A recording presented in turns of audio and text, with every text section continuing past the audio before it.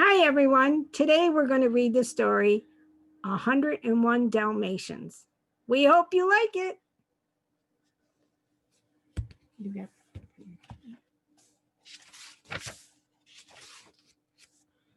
My story begins in London, where I lived with my pet, Roger Radcliffe, in a bachelor flat just off Regent's Park. My name's Pongo. I am the one with the spots. It was a beautiful spring day, and while I sat at the window, my pet made up songs on his piano. You see, Roger and I were bachelors, which meant that our lives were downright dull. It was plain to see that my pet needed someone, but if it were left to Roger, we would be bachelors forever. So when I looked outside and saw the perfect pair heading for the park, I started barking and grabbed my leash. It took Roger a while, but he finally understood what I wanted to go outside. Once we reached the park, I searched for the lovely Dalmatian and her pet. Suddenly, I spotted them and slowed down. Ignoring me, Roger stood near a tree and puffed on his pipe. As usual, it was up to me to do something. I grabbed Roger's hat and dropped it on the bench. Then I turned to look at Roger. When I glanced back, the lovely pair was gone. Oh, they left. Look at that, Nana. I refused to give up. First, I let Roger snap on my leash, and then I yanked him down the path after the woman. Thinking quickly, I wrapped my leash around their legs. My plan worked. Once Roger and the woman untangled themselves, they began laughing, and the beautiful four-legged creature smiled at me. After a few weeks of absolute happiness, Anita became Roger's wife, and Perdita became mine. Oh, how nice.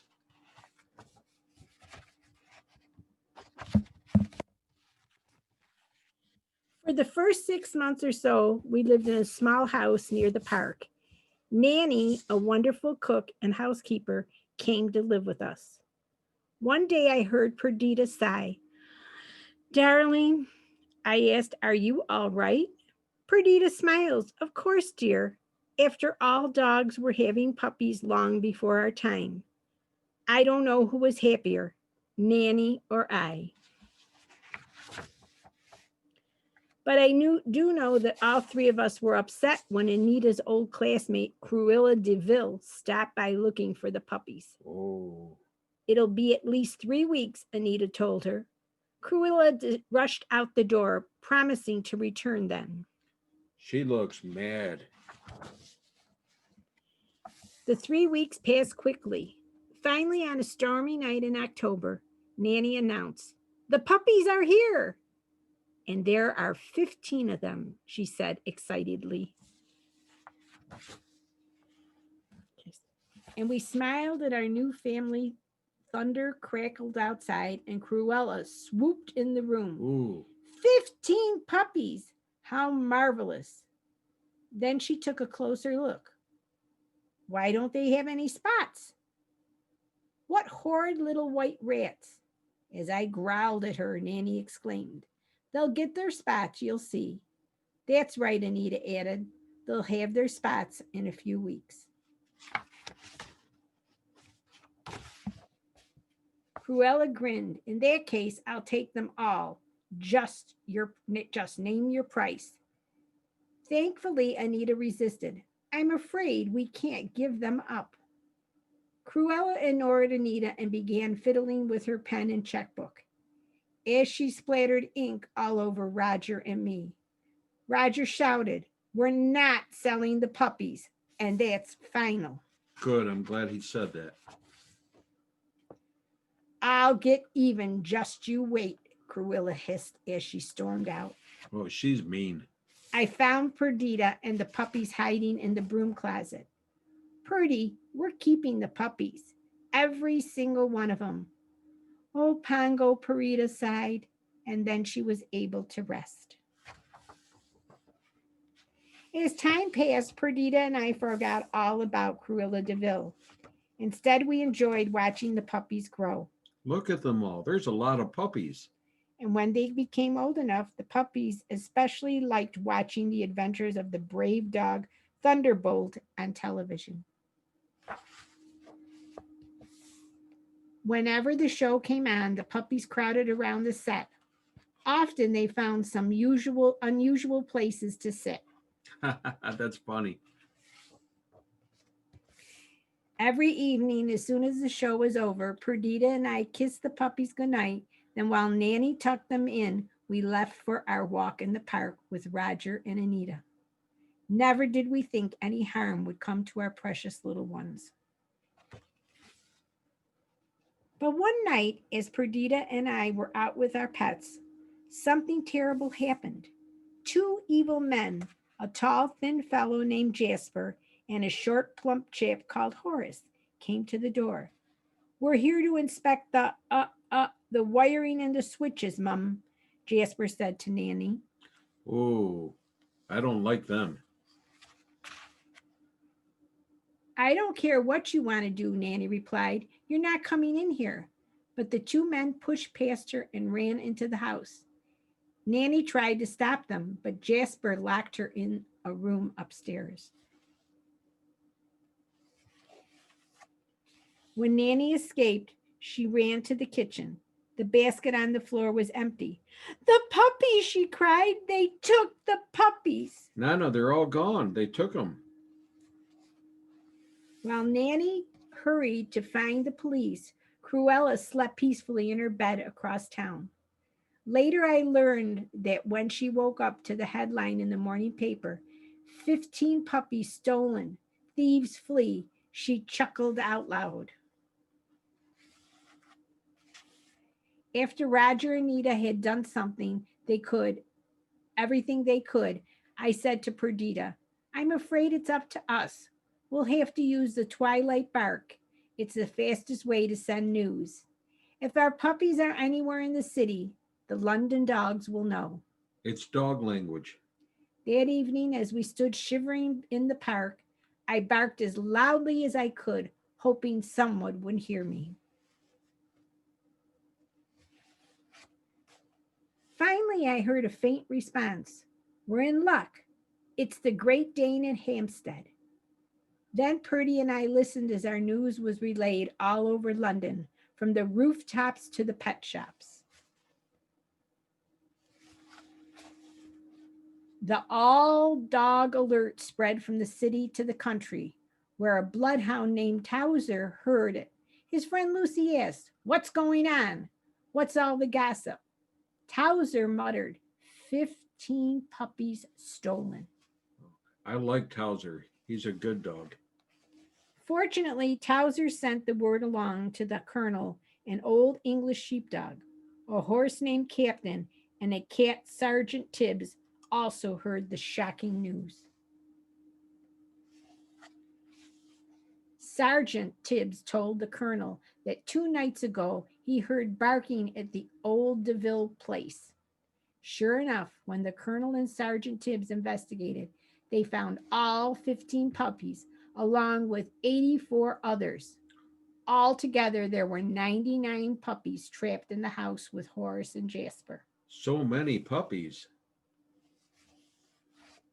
At first, we didn't know about other puppies. We simply heard that the Great Dane had news. So we escaped through a bedroom window and hurried out to meet him. In the meantime, Cruella drove out to look in on Horace and Jasper. Fortunately, she did not see Sergeant Tibbs spying on them from a window. As the cat listened, he almost fainted. Cruella wanted the puppies for fur coats. Oh my gosh. Sergeant Tibbs watched Cruella roar away in her car. Then he sneaked into the house and crept up to the puppies. You better get out of here if you want to save your skins, he whispered. He showed the puppies a hole in the wall, and they began crawling through it one by one. Hurry up, puppies, hurry up. As the last puppy wriggled through the hole, Jasper whirled around and shouted, Horace, look, they're gone. The chase began. Sergeant Tibbs led the puppies down the street. Run, run. Then he hid them beneath the staircase. Here come the men, the cat whispered. Shh. The puppies trembled in silence. While Horace and Jasper searched for the puppies, Perita and I looked for the DeVille place. The Great Dane had given us directions, and after a difficult hike through the countryside, we found the colonel standing outside the rundown mansion. The colonel exclaimed, I'm afraid there's trouble. Big hullabaloo. Hearing what Perdita and I ran to the window, we could see Horace and Jasper hovering over the puppies, ready to strike. Oh, Instantly, we crashed through the glass and attacked. save them. You got to save them. In a matter of minutes, we overcame the dog snappers. As the men lay dazed and muttering, we took a moment to huddle out puppies. Then Sergeant Tibbs helped guide us to the safety. We followed the puppies outside, and Tibbs and Colonel took us to the barn. It was then that we decided to take the other puppies home with us. Oh, that's nice. Soon afterwards, Captain heard a truck coming. The colonel graciously offered to stay behind to deal with Jasper and Horace. We better run for it, I said. As we dashed across the field, our brave friends did all they could do to give us a head start. They try to help them out. But the men raced back to their truck and followed our tracks in the snow. I urged Purdy and the puppies to hide under a bridge. We held our breaths and didn't move. Shh, they have to be very quiet. Luckily, Cruella's henchmen did not see us. We waited until they left, then traveled down the icy creek to avoid leaving any tracks. But when we thought we couldn't walk another step, we met up with a collie. We just about lost hope, the collie said. We have shelter for you at the dairy farm across the street. As Purdy and I led the tired, cold puppies into the barn, 4 friendly cows gazed at them with concern. Oh, that's nice. Rolly said, I'm hungry, Mother, I'm hungry. Do they like warm milk? One of the cows asked Perdita. Where, Mother? Rolly cried. Where is it? Another cow smiled. Come and get it, kids. It's on the house. Oh, that's funny. While the puppies drank the milk, the collie brought Purdy and me some scraps to eat. It's not much, he said, but it'll hold you as you are far as Dinsford. There's a Labrador there. His pet is a grocer. As the collies stood watch, we rested for the night. Then Purdy and I thanked our host and herded the puppies outside. On the way to Dinsford, I heard a car horn honking. Hurry, kids, hurry, I urged, guiding them into the woods. Hurry up. Peering out from behind a tree, I saw Cruella's car screech to a halt. Oh, Second later, the truck trumbled up with Horace and Jasper. I heard Cruella shriek, There's their tracks, are heading straight for the village. You take the side roads, I'll take the main road. After they left, we ran through the woods and met up with the Black Labrador in Dinsford. He hid us in an old blacksmith shop where I got the brilliant idea of disguising our spotted coats with soot. Soot! We all looked like lovely black Labradors. oh, that's a good idea. They were disguising themselves. Now all we had to do was sneak into the back of the van that was going to London. While Perdita and I took turns leading the puppies outside, Cruella and her henchmen stopped nearby. I held my breath and hoped they would not notice me. Just as we hurried the last bunch of puppies out of the shop, a large clump of snow fell from the roof, burying one of the puppies. As I quickly pulled him out, Cruella pointed to the clean spotted puppy and yelled, Horace, Jasper, they're escaping they're trying to escape in the van. After them. Uh-oh. Hurry up, puppies. Go fast. The Labrador helped me get the rest of the puppies into the van, while the valiant dog fought off Horace and Jasper. I leapt into the back and joined the others. The van took off. Cruella sped after us, with Horace and Jasper taking another route. At one point, she tried to force our van off the road, Oh, be careful. but the angry driver managed to stay on track. Moments later, Perdita called, "Pongo, look!" as Horace and Jasper barreled down the hill. Cruella rammed into the back of the van. The van shot forward, but Jasper's truck swerved out of control, crashing into Cruella's roadster. The three villains flew off the road into a snowbank below. Yeah. Safe at last, we settled back into the van, and before we knew it, we were back home in London. Roger used his handkerchief to wipe off my face, and Anita used her apron on Perdita. "Purdy," she explained, "my darling."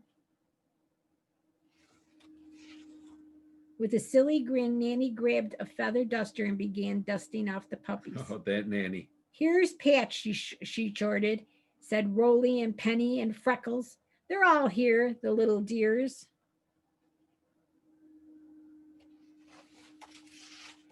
Then Nanny and our pets began counting. When they were done, Roger cried, "There's 101 Dalmatians. Let's keep them all and buy a big place in the country." And that's exactly what they did. The end. And No, that was a good story. I enjoyed that story very, very much. Very nice. And it all turned out nice. It turned out nice because everybody helped. Everybody pitched in to help the doggies, right? Can you imagine, though, 101 Dalmatians? Look at that. Look at that. Well, kiddos, I'm telling you what, I'm going to leave you now with a magic trick. I've been working on this one for a long, long time. I am going to make Nana disappear. That's right. After all these years, I'm going to make Nana disappear. So watch closely now. Watch really closely. All right. Abracadabra, bibbity, bobbity, boop. He tried, but Nanas are more powerful than Grandpa's. Bye.